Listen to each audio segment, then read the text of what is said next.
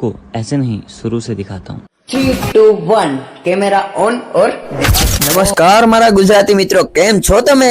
સ્વાગત છે તમારા એક આ ગામડાના મિની બ્લોગ ની અંદર. તો આજે આપણે આવી ગયા છે ભાઈની ત્યાં ભરાઈ હતી તો ભરાઈ કરવા માટે. દોસ્તો હું ઘણા વિડીયો જોઉં છું કે જેને બોલતા પણ નથી આવડતું, ખાલી પછી કરે છે. તો આજે હું પણ પછી કરું, જો મારો વિડીયો કેટલો આગળ જાય. તમે સામે જોવો છો, આજે હું સિમેન્ટ ના લપેટામાં આવી ગયો. આ કેટલે વકડિયા ભરીને મારે સિમેન્ટ નાખતો. ઘણી ભરતો તો તમારે એક ઠેકાણે નજર પડી ગઈ, કારણ કે ત્યાં ભાઈ બનાવતો તો અમારા માટે જમવાનું. તો કીધું કે ભાઈ તમે બનાવી નાખો, ખાવા વાળા તો અમે બેઠા. 1-2 મિનિટ ભાઈ મેરે ગપ્પા મૂકી લીધા તો આપણે પાછું જવું પડ્યું, કારણ કે ઘણી ઠલવાતી હતી એટલે આપણે પાછું સિમેન્ટ નાખવા. એક ગાડી ભરીને હું તો આવી ગયો સીધો ઉપર, કારણ કે મારે તો આટા ફેરાના આશીર્વાદ હોય સિમેન્ટ નખાઈએ. પછી તો અગાસી ઉપર 1 મિનિટ ઉભી બની તો ફરી અકલ આવી ગઈ કે હાલ ભાઈ તારી સિમેન્ટ રાહ જોઈશ. હું તો ફરી સિમેન્ટ તોડીને નાખવા માંડ્યો. તો આ રીતથી સિમેન્ટ તોડું અને પછી માન ઉપાડી ગયું. 4 બકડિયા ભરીને હું નાખું ગાણી ભરીને પાછો ત્યાં જ આવીને વાતો બીજી, કારણ કે હું ભાઈ મેરે પૂગી ગયો પાછો જોવા માટે. હું કયા બન છે તો કે વાર લાગશે થોડી ઘણી. કીધું કે સારામાં સારી બનાવી નાખો, કારણ કે ખાવાનું તો અમારે જ છે. તો ફરી અકલ આવી ગઈ તો આપણે પાછા ભાગી ગયા ભરાઈ કરવા માટે. મારા વિચેશભાઈ તો ઉપરથી દેખી જાય ત્યાંથી હાઈ કરવા માંડી. સ્લેબની ભરાઈ પૂરી થઈ ગઈ, બધા ઠાકીને પછી એના બધાના રિએક્શન જોઈ લો તમે હવે પેલા.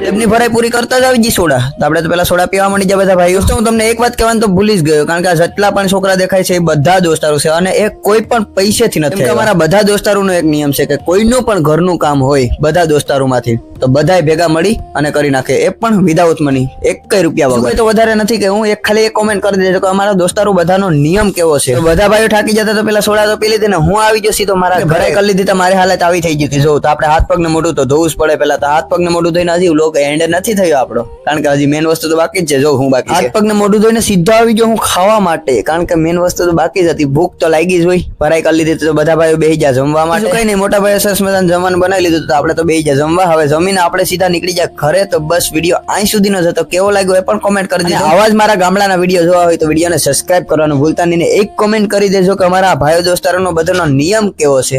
તો બસ મળીએ એક નવા વ્લોગ સાથે. ત્યાં સુધી બાય બાય.